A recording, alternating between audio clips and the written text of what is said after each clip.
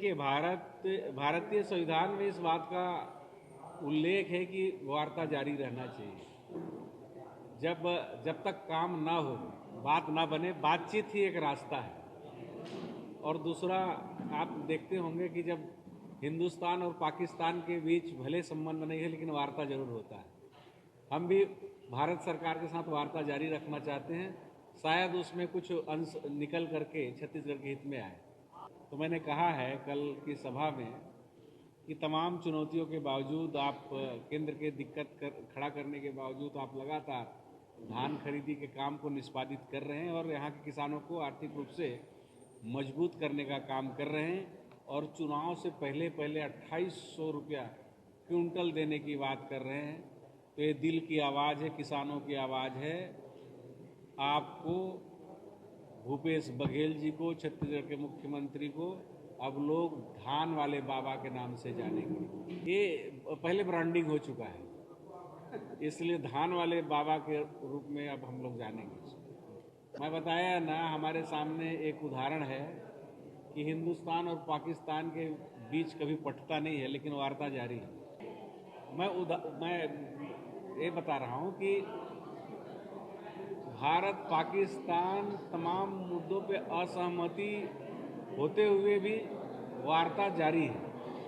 कई मुद्दों पे चर्चा होता है। हमारे तो भारत सरकार के साथ अभी समय मांगे हैं, बात होगी, जरूर हम बात करेंगे और चर्चा करेंगे।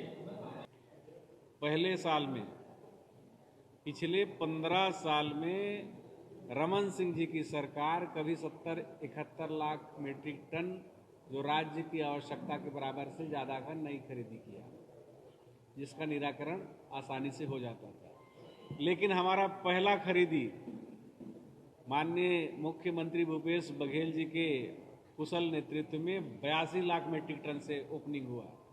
दूसरे साल 84 लाख मीट्रिक टन, तीसरे साल 92 लाख मीट्रिक टन और इन साल 105 लाख मीट्रिक टन का रिकॉर्ड खरीदी होने जा रहा है, जिसके लिए व्यापक तैयारियां चल रही है। अच्छा, इस तरह की अड़चनें कांग्रेस शासित राज्यों में आ रही है, सभी जगह आ रही है। आप बोल रहे हैं मिल की बात कर रहे हैं, मिल बंद हो रहा है, पैसे नहीं दे रही है, इस तरह की अड़चनें कांग्रेस शासित राज्यों में। इस समय पूरे हिंदुस्तान में छत्तीसगढ़ का खूब नाम है, खास करके धान खरीदी को लेकर के, यहाँ संचालित योजनाओं को लेकर के।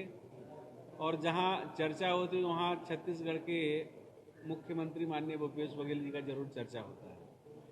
तो यहाँ पर हो सकता है कि हमसे ज़्यादा प्रेम करते हैं, इसलिए इस प्रकार की दिक्कत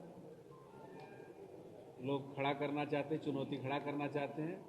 लेकिन कल मैंने कहा है कि तमाम दिक्कत के बावजूद, केंद्र सरकार के असहयोग के बावजूद लगातार धान खरीदी रिकॉर्ड मात्रा में करना